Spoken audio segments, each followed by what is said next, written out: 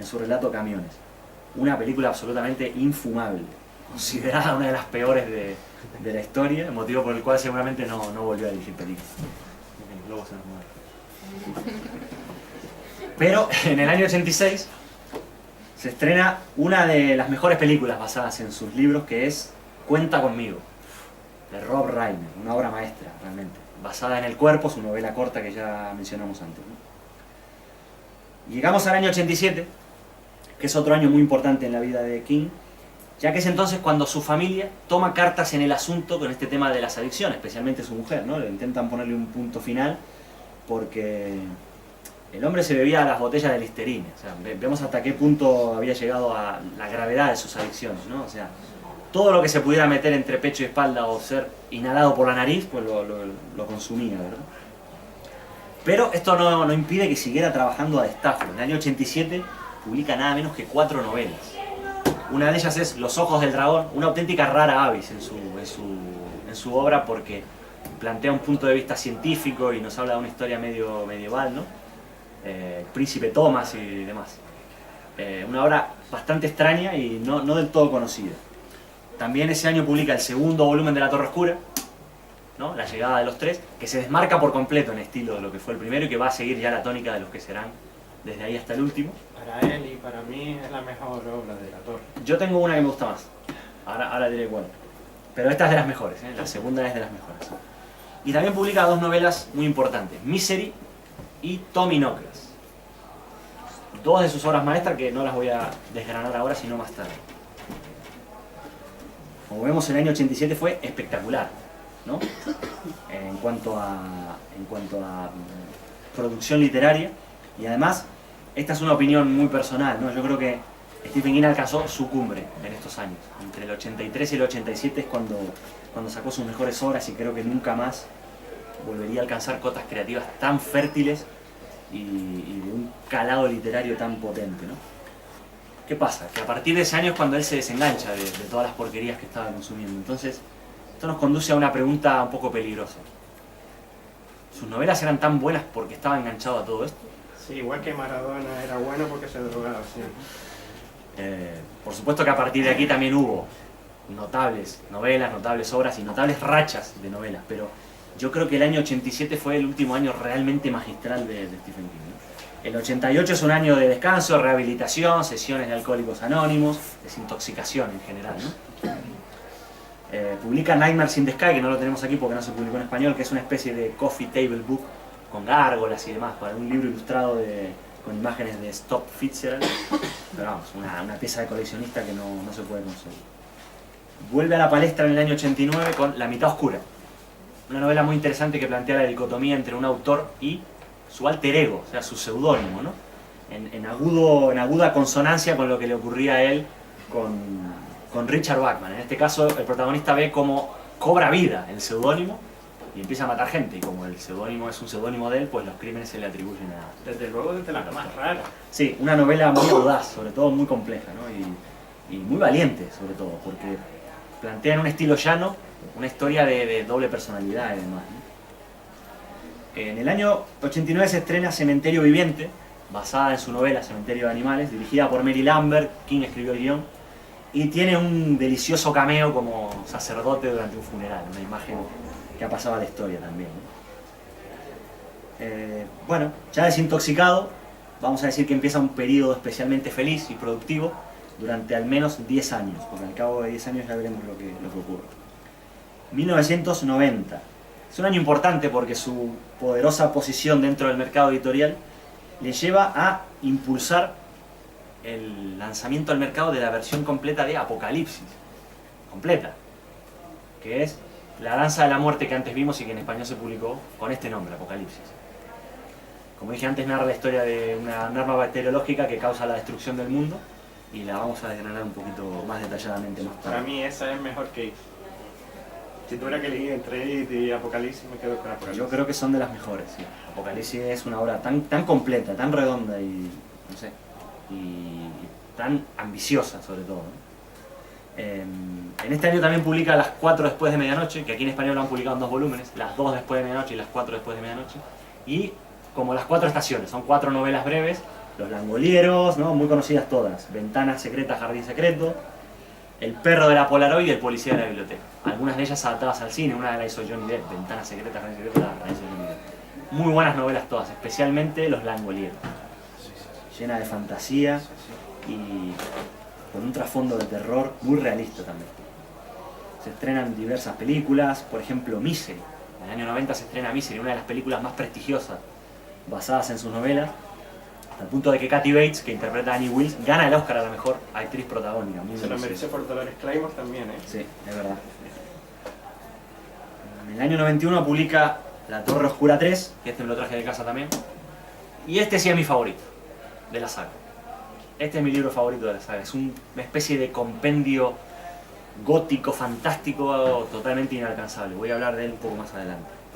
Como vemos, la saga de La Torre Oscura seguía avanzando, ¿no? Y se adaptan al cine películas como La Tienda, ¿no? No, perdón, La Tienda es la novela que viene ahora. Se adapta al cine, por ejemplo, Sometimes They Come Back, que es A veces vuelven, uno de sus mejores relatos de su primera colección. Una película de Tom McLoughlin bastante buena. Y El Dedo Móvil, aquella famosa historia del dedo que sale por el desagüe, también se adapta al cine como un episodio de la serie Monsters, ¿no? En el año 92 forma, junto con otros escritores, la banda Rock Bottom Reminders, ¿no? Que se dedica a tocar covers de rock de otras bandas y recauda fondos para causas benéficas en sus conciertos, ¿no? La banda la forman Dave Barry, Scott Turow, Amy Tan, Matt Groening, que es el creador de Los Simpsons, Mitch Albom y un montón de otros escritores. La banda no es gran cosa, pero bueno, ya que recauda fondos para causas benéficas, pues tiene su mérito, ¿no? Como decía, publica La Tienda, otra de sus novelas más complejas, la verdad, narra la historia de Leland Gowne, un sujeto muy misterioso que abre una tienda de antigüedades en el pueblo de Castle Rock y que, en fin, empieza a ofrecer artículos de interés para los compradores a cambio de su alma, nada menos. Leandro, perdón que te interrumpa Sí. otra vez. ¿Quién crees que es Leslan Gao? Tu hipótesis. Bueno, puede ser ese hombre oscuro que sale en tantas novelas de él, ¿no? Y que tiene tantos nombres. Yo también me imaginaba que podría ser él, pero tengo otras hipótesis. Para mí que es el propio Rey Carmesí. Interesante. Puede ser. Tiene muchas características que le asemejan al Rey Carmesí, ¿no? En el año 92, además de formar la banda, publica El Juego de Geralt, que dentro de poco tendremos una miniserie, una novela absolutamente claustrofóbica sobre una mujer que se queda, en fin, encadenada a una cama, totalmente sola por un accidente y, bueno, es su peripecia por sobrevivir. La novela está llena de flashbacks, en los cuales, ¿no?, la protagonista recuerda su infancia y demás, ¿no? Esta novela inicia una especie de serie informal, bautizada por los fanáticos como Trilogía de las Heroínas, ¿no? Porque es una seguidilla de 3 novelas protagonizadas por mujeres, ¿no? De las cuales esta es la primera. Ese año se estrena una película que se llama Sleepwalkers, que dirige Mick Garris, y que está basada en una novela inconclusa e inédita de King, aunque él escribió el guión para la película, ¿no? En ese año 93 publica Dolores Claiborne, que es la supuesta segunda entrega de Las Heroínas. Aquí narra lo que dije, la historia de Dolores Claiborne la narra ella misma en primera persona en un largo monólogo, y es una historia muy interesante, no tiene componente sobrenatural, pero en fin, es la historia de una mujer que es culpable de asesinar a su marido y sale inocente, y es inocente de asesinar a su jefa y la consideran culpable, ¿no? Algo que después se ve muy bien en la película del mismo nombre. Y también ese año publicó 2 novelas, dos obras, Dolores Claiborne y el volumen de relatos Pesadillas y Alucinaciones, que lo tenemos en 2 tomos en español. Para mí este es uno de los mejores compilados de relatos de Stephen King, donde hay relatos tan magistrales como El Cadillac de Dolan, El Dedo Móvil, Zapatillas, Parto en Casa, Crouch End, El Último Caso de Amy y un largo etcétera. Es un volumen impresionante. Yo siempre que me piden que recomiende un volumen de relatos de Stephen King, suelo recomendar Pesadillas y Alucinaciones. Aquí se ve ya la madurez estilística absoluta del autor, su libertad temática y un prisma de terror ya absoluto, ¿no? Ya consagrado y ya dedicado a él, ¿no? Es una forma de encarar a través, creo que son 24 relatos, diferentes caras del terror. Y realmente cuesta elegir unos relatos que sean mejores que otros, la verdad. Ese año se estrena La Tienda, la película La Tienda, y el legendario Max von Sydow interpreta a Leland Gowne, ¿no? En 1994 es un año importante en la vida de Stephen King porque él saca un proyecto muy ambicioso, que es Insomnia. Pero que es una novela que no ha convencido mucho a los fanáticos. Es una novela un poco distante, un poco fría, parece como deslavazada, ¿no? Pese a que tiene una gran conexión con La Torre Oscura. Para mí es mejor que ir. Te enfrentas a eso otra vez, para mí es mejor que ir. Y desde luego es la obra llave para entender el universo. Desde luego que es clave para entender La Torre Oscura, pero como digo, ha tenido una respuesta bastante fría por parte de los... Él después en una entrevista dijo que la planificó demasiado. Stephen King es un autor más de calor, o sea, de ímpetu, ¿no? De soltar lo que le viene a la mente. Eso es lo que le machaca a Kubrick a un bajo tierra. Exactamente, dice, claro. La película es fría. Es como un Cadillac sin motor, siempre digo. Un lujoso Cadillac sin motor, ¿no? Y creo que le pudo haberle pasado eso con Insomnia, aunque por supuesto hay opiniones para todos los gustos, ¿no? En todo caso, en cuanto a adaptaciones cinematográficas, ese año todas son buenas noticias, porque se estrena el peliculón Cadena Perpetua, de Frank Darabont, ¿no? Basado en Rita Hayworth y la redención de Shawshank, que es una de las mejores películas de la década y probablemente la mejor adaptación al cine de una de sus novelas, ¿no? Y también se estrena la miniserie Apocalipsis, dirigida por Mick Garris en 6 episodios en los cuales King sale como actor para deleite de los fans, ¿no? En el año 95 él publica el retrato de Rose Mother, una de sus obras menos vendidas y más flojas. Sin duda pega un bajón con esta novela, que es la historia de una mujer que compra un cuadro y en fin, ¿no? Incluso él mismo no está muy contento con esta novela. Sí, él tiene obras de arte que él dice que es un McDonald's, es un menú del McDonald's. Bueno, ya diré yo una que él criticó especialmente y que es de mis favoritas, ¿no? Porque esa es una de mis favoritas. También. Es una obra muy fuerte. Si Dolores Claymore lo ve, ahí el maltrato. Sí, tiene otra vez, bueno, se supone que es la tercera entrega de esta trilogía de las heroínas, ¿no? Que empezaba con el juego de Geralt, seguía con Dolores Claymore y termina con el retrato de Rose Mother. Ese año se estrena Dolores Claymore, la película, protagonizada otra vez por Kathy Bates, dirigida por Taylor Hack. En el año 96, Stephen King gana el premio O. Henry por su relato The Man in the Black Suit, el hombre del traje de negro, que luego incluiría en un volumen, ¿no? Y aunque el año 95 no había sido, la verdad, muy bollante, el año 96 él prepara grandes y muy especiales sorpresas, ¿no? Una de ellas es La Milla Verde, una novela por entregas, aquí la tenemos en formato libro, pero que son 6 novelitas pequeñas que él fue entregando por entrega, que fue publicando por entrega, y que las iba escribiendo a medida que se iban publicando. O sea, en ningún caso tenía la obra escrita cuando se empezó a publicar, lo cual significó un tour de force entre lectores y autor, ¿no? A ver quién terminaba primero. Y así todo, la obra es de una planificación excepcional, una de sus mejores novelas también. Después salió en formato libro, ¿no? Y también ese año, 96, se atreve con un proyecto muy ambicioso, que es la publicación de 2 novelas gemelas, Posesión y Desesperación, que aquí las tenemos con la portada, que como vemos son una sola imagen, dividida en 2. Posesión, bajo el seudónimo de Richard Bachman, la historia de un vecindario en el cual aparecen unos reguladores, The Regulators es el título original de la obra, y se forma una auténtica matanza en el medio de la calle, ¿no? A pesar de que todo el mundo ya sabía que Richard Bachman era Stephen King, y a pesar de que Stephen King había elucubrado la historia de que Bachman había muerto, se supone que esto es un hallazgo póstumo en el baúl de la mujer de Richard Bachman, ¿no? Y él, bajo su nombre, publica Desesperación. Para mí una de sus mejores novelas, y la voy a pasar al montoncito de las que vamos a analizar después, ¿no? Pero cabe destacar de que las 2 novelas tienen los mismos personajes o los mismos nombres de personajes, y que una es una especie de reverso tenebroso de la otra. Algo muy curioso y que llamó la atención mucho de los lectores. ¿Y da igual cuál leamos antes?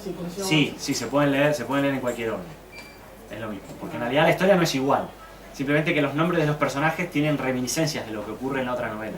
Pero la verdad que el orden es Creo que indistinto. en la Desesperación volvió a salir otra vez la figura de un escritor que está... No, Uno de los personajes. en Desesperación creo que no era. Había un escritor o un pintor, de algo de eso. Sí, un pintor ya me suena más. Pero bueno, ahora la vamos a analizar, porque en realidad son obras muy corales, en las que hay muchos personajes, ¿no? Pero sí, el orden la verdad que no es importante. Ese año se estrena Maleficio, de Tom Holland, ¿no? La película basada en la novela esta de la maldición gitana, ¿no? Bueno, en el año 97, insistimos, Stephen King lleva 10 años ya desenganchado, ¿no? De drogas y demás. Publica una edición limitada que se llama Six Stories, un volumen que no salió en español, pero que contiene 6 relatos que más tarde tendremos acceso a ellos en volúmenes conjuntos, ¿no? Y también publica la 4ª parte de La Torre Oscura, Mago y Cristal, uno de los mejores volúmenes también de toda la saga, en el cual se ve un larguísimo flashback en el que se narra la juventud de Roland en Megis, ¿no? Una novela excepcional, realmente espectacular, Mago y Cristal. Cada ciertos años, cada 3, 4 años, iba sacando un volumen de La Torre Oscura. Tengo aquí la cantidad de películas que se han ido estrenando, pero lo estoy obviando porque veo que el tiempo no nos va a dar para analizar tanto, ¿no? Pero en el año 97 se estrena la miniserie El Resplandor, en este caso dirigida por Mick Garris y con guión del propio King. A diferencia de la película de Kubrick, esta es absolutamente fiel a la novela, casi página por página, pero evidentemente no tiene un gramo de la magia cinematográfica que solo un genio como Kubrick puede poner en una pantalla, ¿no? En el año 98, Stephen King rompe relaciones con Viking Press, la editorial que le había estado publicando durante 19 años, y se va a Scribner, otra de las grandes editoriales americanas, ¿no? Y entonces el primer libro en salir en esta editorial es una apuesta realmente muy fuerte del autor, que es este, Un saco de huesos.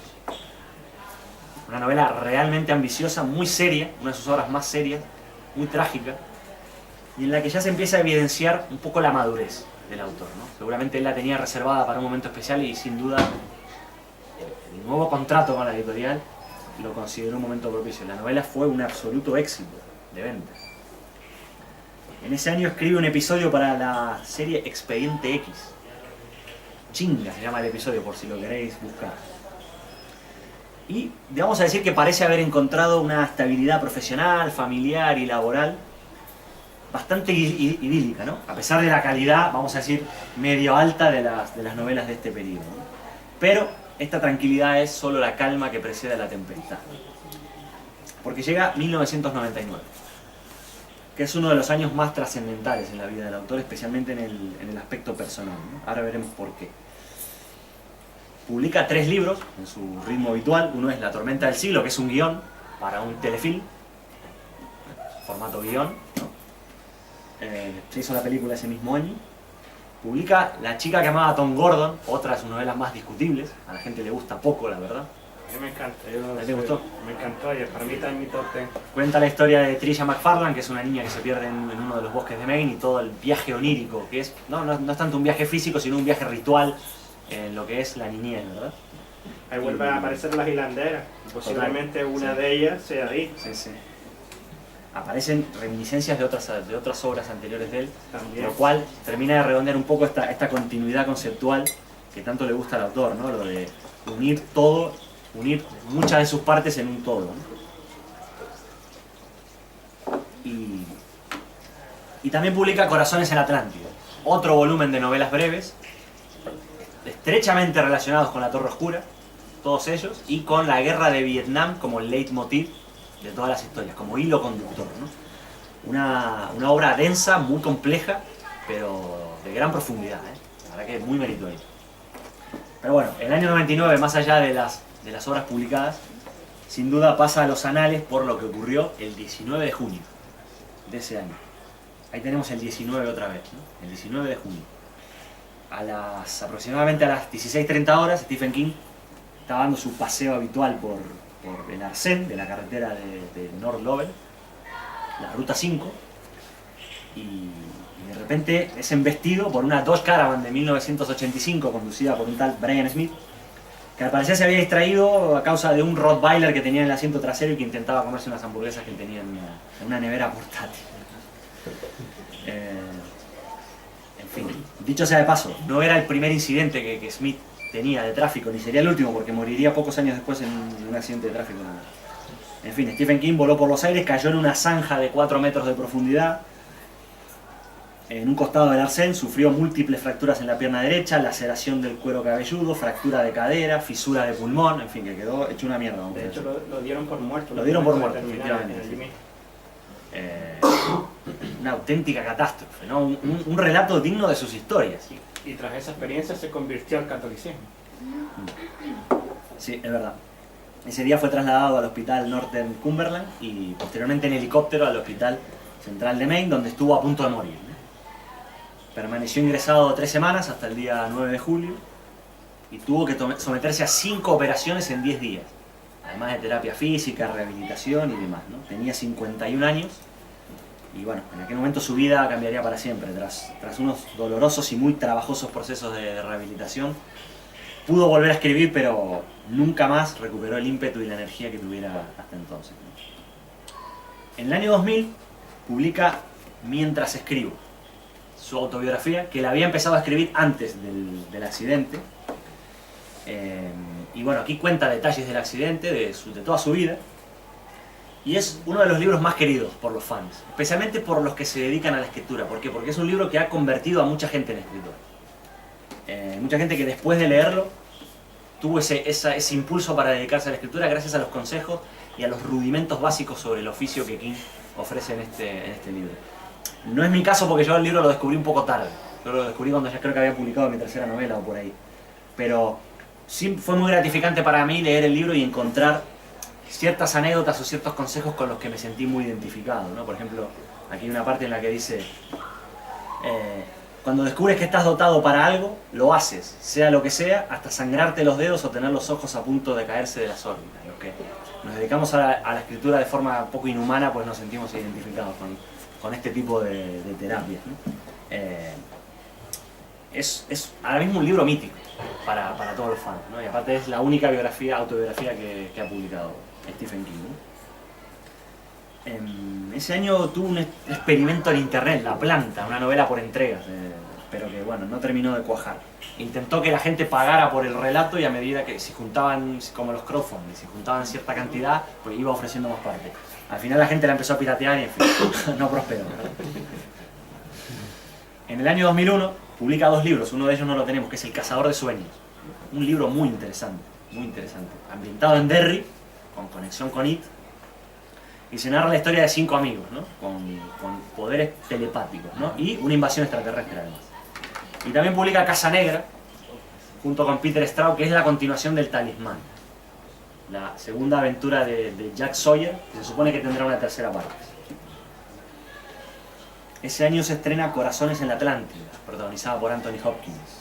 Qué mejor disgregador de Broughton que fuera Anthony Hopkins. Él estaba esperando que lo llamaran para hacer algo de King. Qué increíble. Es que en el cine, nombramos el cine, ahora no me sale, qué actor, actriz que ha tocado adaptaciones, sean mejor o peor. Están todos los contemporáneos, Tom Hanks, están todos, está Linda Hamilton, no sé.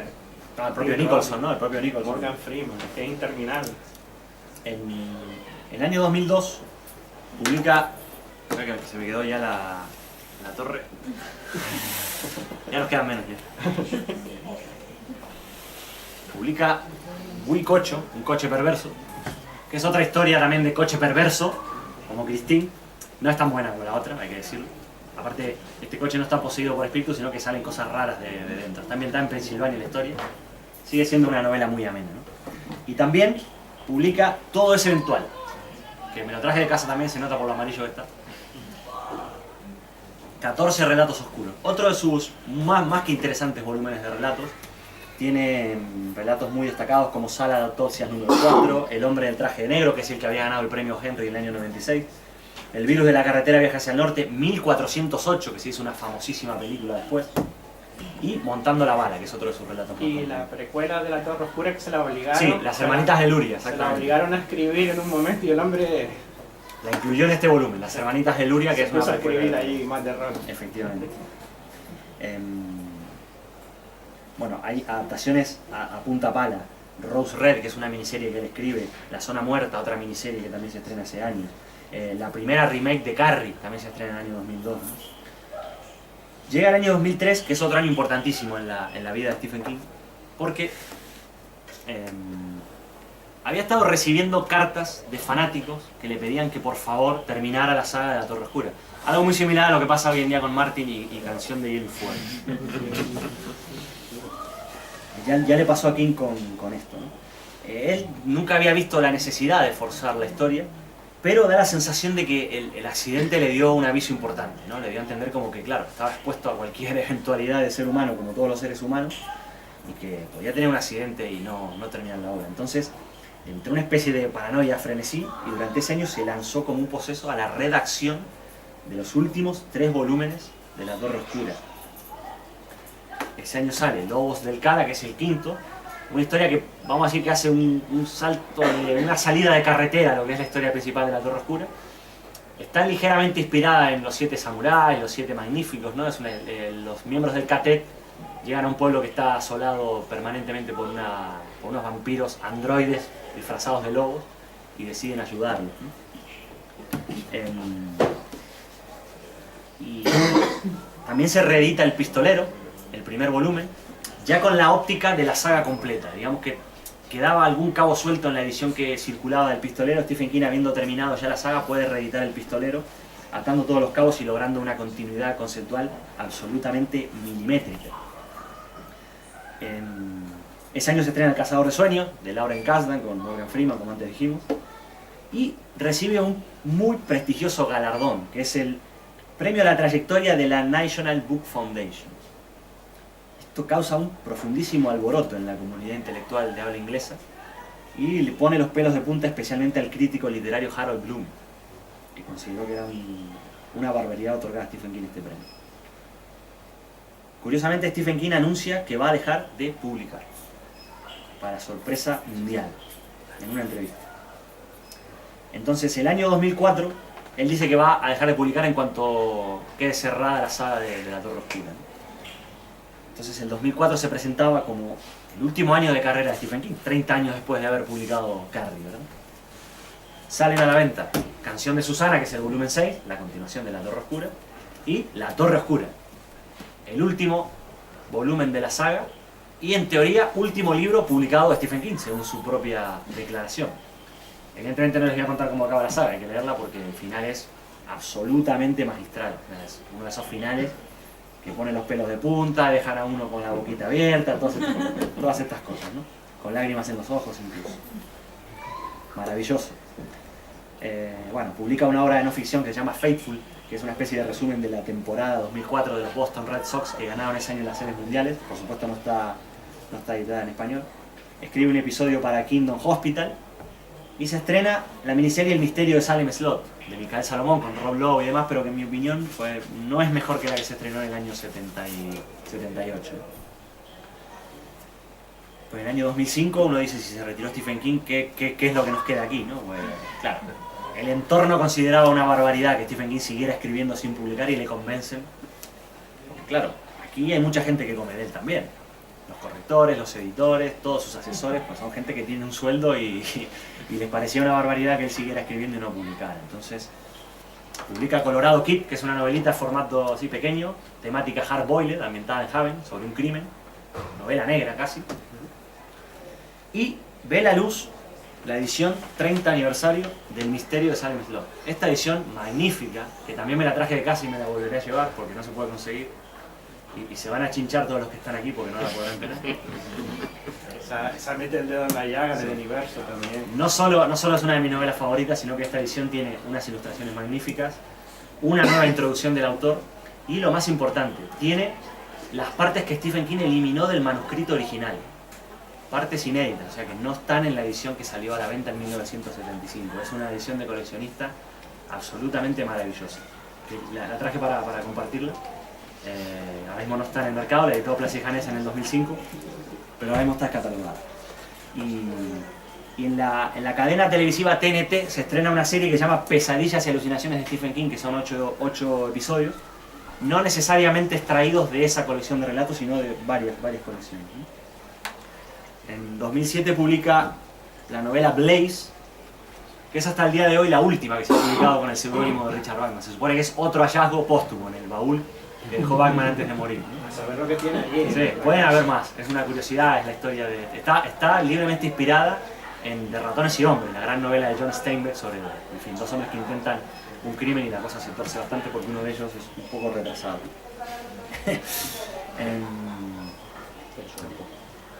Y también publica Cell. Me encanta. Cell, una novela de terror puro en una época en la que pululaban las novelas sobre zombies. Stephen King se vale de la fiebre del mundo por los SMS y por los mensajes de móviles para desatar una pandemia zombie espectacular y realmente muy sangrienta, ¿no? En el año 2007, además de Cell, también publica una de sus obras más personales, la historia de Lise. Una obra realmente muy madura, muy compleja, de un gran calado humano sobre todo. La historia, esta sí es la historia de un escritor que muere y que deja el legado a su mujer y el pasadizo a una zona que es esta que se ve aquí en La Pala, a la que el autor accede en sus momentos de creatividad. Donde todos los escritores pescan, ¿no? Eso es. Y según él, su mejor obra. Según él, sí. Él la considera su mejor novela. Pero también sabemos lo que significa esa obra. Y por eso dice que es su mejor obra. Es normal. Sobre todo, relata perfectamente su relación con su mujer, ¿no? Lo que significa ser la mujer de un escritor, y de un escritor como Stephen King, ¿no? También publica Tuma Key, ambientada en Florida. Esta es la historia de un pintor que pierde un brazo y, en fin, a través del arte pues, intenta sobrellevar su desgracia. Se empiezan a diversificar un poco las formas en las que Stephen King publica obras, ¿no? Empieza a publicar libros electrónicos, audiolibros, cómics, etcétera, etcétera, ¿no? Milla 81, por ejemplo, es un libro que salió solo en ebook. American Vampire es un cómic que él escribió. En medio de todo esto escribe Después del anochecer, que es otro volumen de relatos. Aquí tiene relatos como El gato del infierno, Willa, N, algunos habían sido premiados ya en diversos concursos y demás. Y en el año 2009, además del volumen de relatos, publica la que para mí es su gran novela de la última etapa, una novela que recupera toda la energía y todo el vigor de las grandes épocas de Stephen King, que es La Cúpula. Una novela monumental, tanto en tamaño como en estructura como en ambición.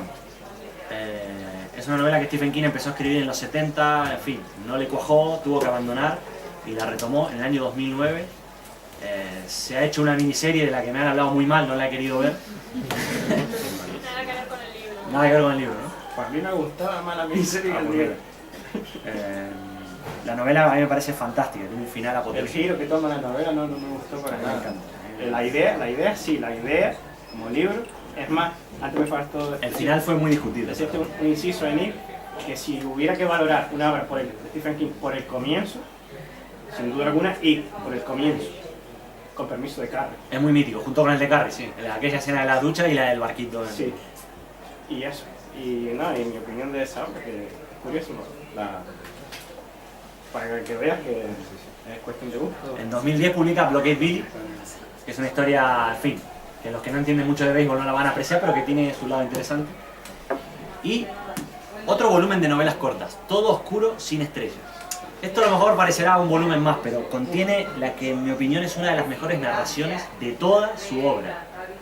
1922, la primera de las 4 novelas breves que hay aquí. Yo la leí una tarde de otoño que llovía muchísimo fuera y me acuerdo que la leí en una sola tarde. Fue espectacular, de una intensidad insoportable la novela. Muy muy buena, es la historia de un granjero y de su camino a la perdición, ¿no? La más oscura con permiso de Cementerio de Animales.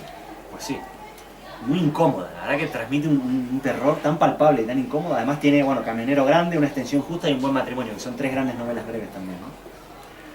En el 2011, aparte de esta diversidad de plataformas, porque publica en internet, publica cómics, audiolibros y demás, se lanza un proyecto muy ambicioso también, 22-11-63, la historia de un viaje en el tiempo del protagonista para evitar el asesinato de Kennedy.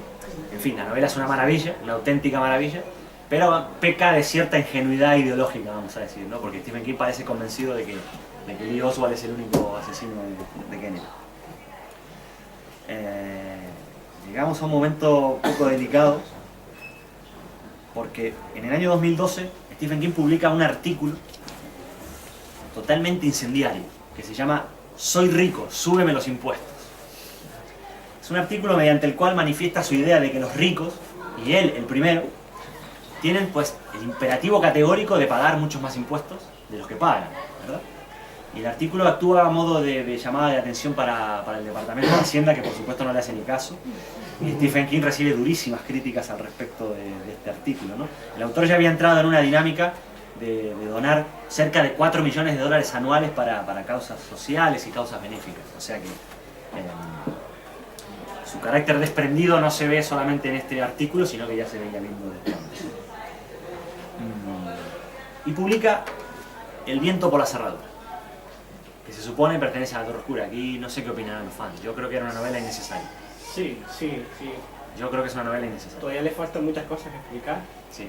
Pero que podía haber cerrado la saga con... aunque todos los Como libros si- es la Torre Oscura. Sí, no, al final Tú lo sí. sabes. Al final sí. En el 2013 publica 2 libros, Joyland, que es una historia sencillita de un parque de atracciones poseído por espíritus, y Doctor Sueño, la supuesta continuación del Resplandor. Es una obra interesante que narra la adultez de Danny Torrance, el niño protagonista del Resplandor, pero que tiene un problema, que es algo que yo llamo dificultad de entorno cultural. El protagonista de esta novela nunca ha visto la película El Resplandor, ¿verdad? Porque él es el protagonista del Resplandor. Entonces es muy difícil imaginarse a una persona de 30 y pico o de 40 años, que son los que tiene Danny Torrance en ese entorno, en un mundo donde no existe El Resplandor, como novela ni como película. Entonces uno se siente un poco descolocado, ¿no?, sobre el mundo en el que vive Danny Torrance. Y además tenemos la versión adulta de aquel niño tan importante en la obra de King. Lo que pasa ahí, Leandro, es que explica algo muy interesante. Aquella patrulla, por decirlo así, o equipo, que para mí es el equipo de Maerlin, aquellos que practican la magia negra y ni sirven al rey carmesí, ni... No, en definitiva, la continuidad conceptual sí la cumple, claro. Ese año se estrena otro remake de Carrie, dirigido por Kimberly Peirce. Nos acercamos ya a los años finales. En 2014 publica Mr. Mercedes, que es la primera parte de la trilogía de Bill Hodges, novela negra, absolutamente. Y también Revival, una novela muy interesante que recibió unas críticas feroces, ¿no? De todas maneras, el fanatismo del público por Stephen King cambia un poco de prisma, ¿no? Ya no se trata de ese furor desmedido a ver cuál es su última novela, sino que se trata de una admiración más reposada y nostálgica, ¿no? Comienza ya a surgir la leyenda de Stephen King, ¿no? Principalmente debido a la gran cantidad de libros que otros autores escriben sobre ensayos, biografías, estudios literarios y demás, ¿no? Stephen King está empezando ya a dejar de ser un hombre para convertirse en la leyenda que es hoy en día, ¿no? Se estrenan un montón de películas más. Un buen matrimonio, Primero Grande, Abuela, un montón de películas, ¿no? En 2015 publica Quien pierde paga, que es la continuación de Mr. Mercedes, segunda entrega de la saga de Bill Hodges, también novela negra. Y recibe en la Casa Blanca, de manos del presidente Obama, la Medalla Nacional de las Artes y las Humanidades. Como ven, empiezan a ser ya premios muy prestigiosos, ¿no? Y se ve ya la absoluta madurez del autor en su estilo, ya más reposado, ¿no? Finalmente en 2016 publica Fin de Guardia, no, en 2016, pero nos llega este año, nos llega la semana que viene, Fin de Guardia. End of Watch, que es la tercera parte de la saga de Bill Hodges. Y también un volumen de relatos, El Bazar de los Malos Sueños, que en realidad son refritos, son relatos que él ya había publicado en revistas y en otras publicaciones. Bien.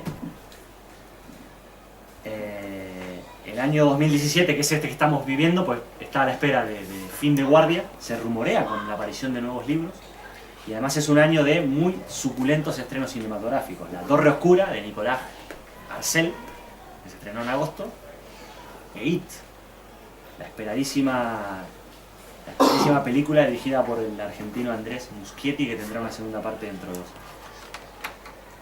Esta es la obra de Stephen King. He entrado en la menor cantidad de detalles posible, ¿por qué? Para que nos diera tiempo y para no destripar los libros. Creo que un poco con la semblanza que les he hecho de cada uno, pues les puede valer como atractivo. Aquí he separado 10 para analizarlos un poco más pormenorizadamente. ¿Por qué? Porque entre las cosas que me habéis pedido, pues me habéis pedido que hiciera un ranking o top 10 de mis 10 obras favoritas de Stephen King. Y realmente flaco favor me habéis hecho con esta encerrona, porque no ha sido nada fácil dejar mucho de lo que está aquí y ahí fuera. Muchas de mis novelas favoritas están ahí, pero mis 10 novelas favoritas son estas, ¿no? Entonces las he ordenado un poco como he podido, porque también seleccionar 10 ya fue complicado, ordenar esas 10 fue todavía más complicado, del 10 al 1, pero bueno, esto por supuesto que es una selección y un ordenamiento absolutamente subjetivo, y que probablemente no debe haber 2 rankings iguales entre todos los fanáticos de Stephen King. Entonces algunos se me echarán encima, otros dirán ¿qué hace esa novela ahí? Y otros dirán ¿cómo no está esa novela ahí?, ¿no? Estas son mis 10 novelas favoritas de Stephen King en el orden que las voy a nombrar del 10 al 1, ¿vale? En el 10 he puesto Misery. La novela narra la historia de Paul Sheldon, un escritor de novelas rosas, vamos a decir así, cuyo protagonista Misery es una chica Y bueno, una saga súper vendida y un bestseller absoluto hasta que él decide cambiar de estilo, tiene un accidente y es rescatado por la que se autodenomina su fan número uno, Annie Wilkes, una enfermera que vive en Colorado y que, en fin, la retiene prisionero contra su voluntad y le obliga a escribir la continuación de la saga Misery. Pues eso conecta de lleno con el retrato de Ross Medes y Revival. Total. Hombre, sobre todo con el retrato de Rothman. La novela tiene un manejo del crescendo espectacular, es una metáfora acerca de la esclavitud que provoca el talento creativo y también sobre la propiedad terapéutica de la escritura. Aquí se hace referencia al mito de Sherezade y las mil y una noches, ¿no? Sherezade, recordamos que escribía relatos para que el sultán no la matara. En este caso, Paul Sheldon tiene que escribir para que Annie Wilkes, su secuestradora, su fan número uno, no acabe con su vida. Entonces, en un momento, el protagonista dice: sé Sherezade para Annie, pero sé Sherezade para ti mismo, para salvar tu propia vida. Una novela extraordinaria. En el puesto número 9, una elección muy personal, he puesto Desesperación. Una novela oscura, bizarra, sucia, realmente muy violenta. Plantea esta cosa que Stephen King maneja también, que es el lugar maldito. Un pueblo poseído por un ente que está oculto en una mina. También plantea el conflicto religioso en la figura de un niño que está muy convencido de su fe. Está localizada en un ambiente, como digo, depravado, sucio, y es una novela de una violencia inusitada. Muy intensa y de mis favoritas. Me impactó muchísimo cuando la leí. En el puesto número 8 he puesto mi novela favorita de la saga de la Torre Oscura, que es Las Tierras Baldías. Como dije antes, es un compendio gótico fantástico absolutamente espectacular. Es una novela que fusiona un montón de géneros. Nos habla de una tierra apocalíptica, unas imágenes vívidas de destrucción total. Y además se desarrolla casi exclusivamente encima de un tren. Blaine Elmont, uno de los personajes más populares de Stephen King. Exactamente. Y narra un viaje ritual, no solo un viaje físico a través de una tierra devastada por un apocalipsis, sino un viaje ritual. Además, es un libro muy especial porque aquí aparece Hacho. Es el primer libro en el que aparece Hacho, que es la mascota del KT. Y tiene uno de los finales más abiertos de toda la obra de Stephen King, esta novela. Como digo, presenta un impresionante calidoscopio entre lo gótico y lo fantástico. Sí. Voy a hacer una observación sobre el final, ya que has mencionado el final. Es muy curioso mencionar que al final de ese libro el propio Stephen King pone una nota diciendo: queridos señores, queridos lectores de la Torre Oscura, hasta aquí llegué. Sí, es verdad. No sé cómo voy a continuar. Por eso después recibió tantas cartas en las que le insultaban directamente. Claro, pero cuando tú has leído 3 libros y el propio autor no sabe a dónde va a ir después, dices: pues, por eso que quería hacer hincapié en eso, en la no planificación. Stephen King es un autor muy de impulso. Y ese final relacionado con el accidente de 1999. Sí, premonitorio, porque el libro es del año 91, o sea que imaginemos. En el 7 he puesto otra lección muy personal, La Larga Marcha. Muy personal, un libro no muy conocido. Esto es otra historia distópica, es la historia de un concurso absolutamente macabro de 100 chavales que caminan a lo largo de la frontera entre Maine y Canadá, y lo único que tienen que hacer es caminar, nada más y nada menos, porque no se pueden detener. O sea, cuando se detienen, les fusilan fríamente. De los 100 solo puede quedar uno. Esto seguramente les recordará a los Juegos del Hambre, ¿no? Estas novelas distópicas modernas, o incluso a los reality shows actuales. Inspiración, sin lugar a dudas. Total. Es una novela no demasiado valorada por la crítica, es otro magnífico crescendo, sobre todo en la locura de los personajes, y presenta una descripción muy lúcida de lo que es una microsociedad caníbal, en la cual solo puede quedar una y sin embargo se hacen amigos a lo largo del camino. Magnífica, una novela extraordinaria. En el 6, y esta seguramente es la más personal de todas las selecciones, he puesto Tommy Knockers. Esta novela ha sido defenestrada por la crítica, por el público y por el propio autor. Pues me alegro saber lo que te gustó. Me alegro. Esta novela ha sido... Porque yo no la he leído. Pues de las poquitas que me te la recomiendo, es espectacular. O sea, hasta el propio autor ha renegado de ella. Se da en el momento de mayor adicción de Stephen King a las drogas y a las Qué porquerías. curioso, y se relaciona con It. Qué curioso, hay mucha gente que se relaciona Esta directamente. también, sí. ¿Y por qué It? Y esta tiene una estrecha relación con Cementerio de Animales también. Ahora voy a explicar por qué. Oh, qué bueno. Bueno, trata sobre un platillo volante enterrado en el medio de un bosque en el pueblo de Haven, y la historia es de Robert Anderson, una escritora que descubre la nave, la va desenterrando, y se trata sobre unos extraterrestres que se te meten en la cabeza y hacen trastadas, ¿no? Te dominan la mente, ¿no?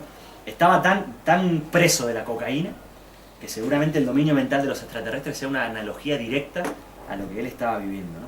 Es otra metáfora sobre el lugar maldito, y encima es un relato desenfadado, desacomplejado, totalmente libre de ataduras en su mezcla magnífica entre terror y ciencia ficción. Yo es de mis favoritas, la he leído creo que 4 veces y nunca me cansó de leer. Llegamos ya a lo que es el top 5, vamos a decir. En el 5 he puesto Apocalipsis. Bien, bien. Sin duda una de sus obras más serias, más complejas, más ambiciosas, más gruesas. En fin, la destrucción del mundo, ¿no? Un virus gripal creado artificialmente como posible arma bacteriológica que se extiende por Estados Unidos en forma de una cepa de gripe absolutamente devastadora y los personajes mueren entre mocos, toses y catarros. Y narra la historia del grupo de supervivientes y cómo vuelven a caer en la ratonera tecnológica de querer recuperar la luz, la electricidad, el agua corriente y demás, ¿no? Todo lo que llevó al ser humano a la destrucción lo quieren recuperar ellos una vez sobreviven. Y no al mismísimo JJ Abrams para la serie Perdidos. No, este libro es Perdidos casi. O sea, ellos siempre dijeron que era una inspiración directa de Apocalipsis. Puesto número 4. Otra elección personal y muchos preguntarán que por qué está tan arriba, pero a mí me parece una de sus mejores novelas. El misterio de Salem Slot. Para mí, junto con Drácula y Entrevista con el vampiro, la mejor novela de vampiros jamás escrita. Una auténtica maravilla, una pasada. Encarna el tema vampírico desde una perspectiva clásica, pero con una ambientación moderna para el año 75, que es cuando la escribió, ¿no?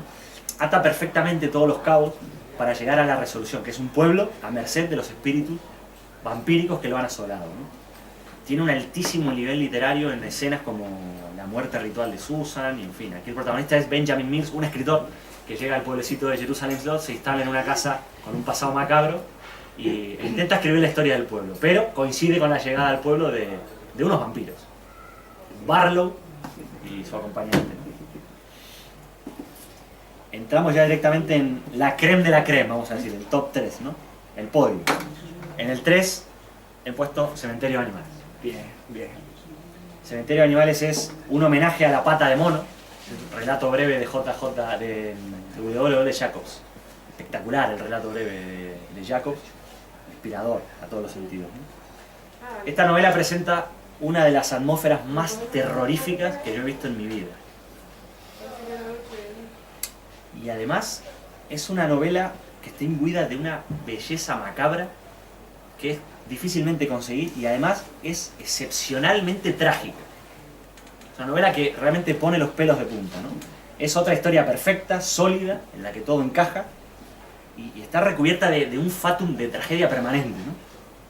En fin, es la historia de un médico que se muda a una casa cerca de una carretera, detrás de cuya casa hay un cementerio de animales, y descubre, en fin, un cementerio en el que puede revivir a los muertos, nada más y nada menos, ¿no?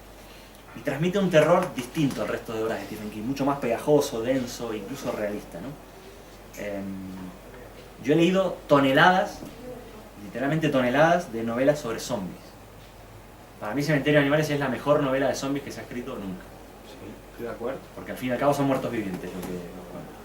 Aunque la descripción, que es la descripción real que tuvo Stephen King con su hijo, cuando casi él se imagina que le pasa por encima al tráiler y Sí. lo describe ahí.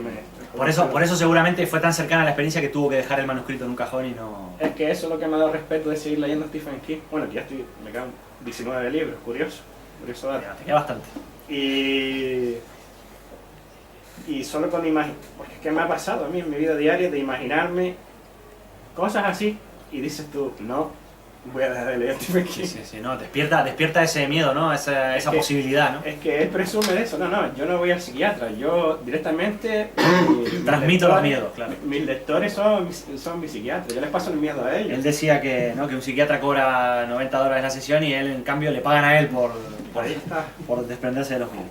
Bueno, entramos en el puesto 2 y el puesto 1 y aquí nos metemos definitivamente en problemas. Porque cómo elegir, ¿no? Pero bueno, en el puesto número 2 he puesto El Resplandor. Bien. Sin duda, una oda al terror más puro, presentado en la forma de un padre desquiciado. Es un nuevo retrato sobre el lugar maldito, en este caso el Hotel Overlook. Y es un relato sobre la desintegración familiar, basado en posibles experiencias personales, ¿no? Recordemos que el protagonista, Jack Torrance, es un alcohólico empedernido y un hombre muy violento, sin duda emparentado con la personalidad que King mostraba en estos años, cuando escribió El Resplandor. Es una historia perfecta, de principio a fin. Tiene un crescendo del horror totalmente apoteósico y un final espectacular. Muchos conocerán ya la película no tiene nada que ver el final con el del libro. Yo siempre recomiendo leer el libro. Para mí es el mejor de Stephen King. Pues puede ser tranquilamente, te digo. Por eso dije, nos metemos en dificultades, porque ya elegir el mejor se hace muy complicado, ¿no? Y, en fin, no por hacer caso al acervo popular, ni porque esté de moda, ni porque ahora todo el mundo hable de ella, ni porque se haya convertido en el bestseller del año 2017. La mejor obra de Stephen King es It, para mí. It.